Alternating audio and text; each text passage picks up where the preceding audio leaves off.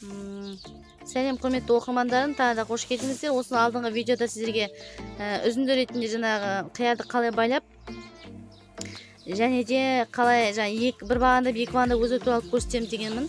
Сол туралы қазір сіздерге қысқаша айтып кетейін. Ол дегеніміз не деген сөз? Мысалы, қарап тұрсаңыздар, бұл қызанақ. Бұл қызанақтың яғни мынандай жерлеріне көріп тұрсаңыздар, көбісіміз білсек, кейбіріміз білмейміз. Яғни мынандай жерлерінен артық өсінділер шыға бастайды. Уже өсе бастағаннан кейін көріп тұрсаңыздар. Мынадан да көрсетейін, міне. Артық өсінділер шыға бастап жатыр, міне.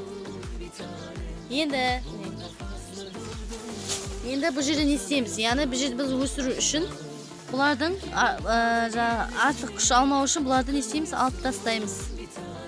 Алып тастаймыз.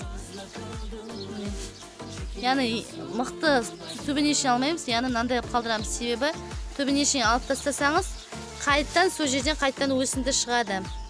Енді қараңыз, мен біреуін қалдырып тұрмын. Неге қалдырып тұрмын? Себебі мына жерде міне әлі шығып жатқан жоқ. Оған дейін мынау өсе береді, қасынан шығып, мынау мен қуып жетіп, яғни мына жерден де екінші помидор шыға бастайды. Яғни сол үшін қалдырып жатырмын. Айынан өсе берсе, немесе бұны да алып тастап, бір өсімді алып тастауыңыз болады. Егер мол өнім алам десеңіз, онда мынандай сияқтыларды мына жерден қалдыруға болады, мына жерден қалдыруға болады, или мына жерден қалдыруға болады деген сияқты. Мына жерде де көрсетейін, сонда солай. Мынаны алып тастаймыз, астыңғысынан алып тастаймыз. Мына жерде қарап тұрсаңыз, не көріп тұрсыз ғой. Соның мынауысын қалдырайық, мынауысын алып тастайық. Алып тастадым, болды, міне. Біреу қалды.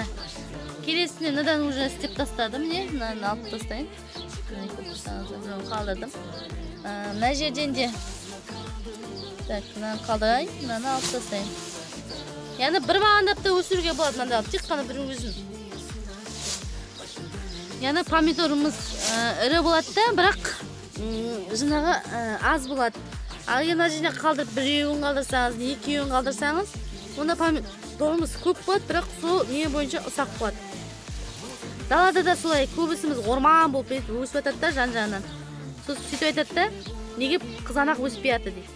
Себебі қызанақ, мыналардың барлығы өсімдер өскен сайын, мына қызанақтың күші солардың өсуіне күш кетеді да, содан кейін жапырақ мынандай гүл шықпай,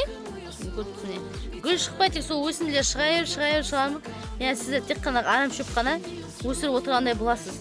Сол себепті қызанақты өсірген кезде осындай өсімдерін, артық өсімдерін алып тастаңыз, далада тезет жемісті жеймін десеңіз, онда бүкіл осындай өсімдердің бәрін алып тастауыңызға болады. Мына жерде әзірге ештеме шығып жатқан жоқ, сол себепті ештемені алмаймын. Одан ар жағындағысында да солай. Көріп тұрсаңыздар, міне, өте барлығы жетіп тұр пока что. Енді бастап шығып жатыр, міне, көріп тұрсаңыздар. Сіз астан да, міне, көп суармаймын. Себебі қызанағым суды көп талап етпейді, қияр сияқты емес. Ішінде мына жерде көріп тұрсаңыздар, міне, мынандай қара жатқан кәдімгі бананды күйдірілген, міне, кептірген бананның қалықтары. Яғни осындайларды кептіріп салып тастасаңыздар да, яғни банан калий, яғни тәттілігіне olsun, жаңа қосымша витаминді удобрение деп айтады ғой. Сондай тыңайтқыш ретінде қолдануыңызға болады. Осылай шеш ашып тастасаңыздар да, топырақпен қопсыз жесеңіз, өте тыңайтқыш болып қолданады.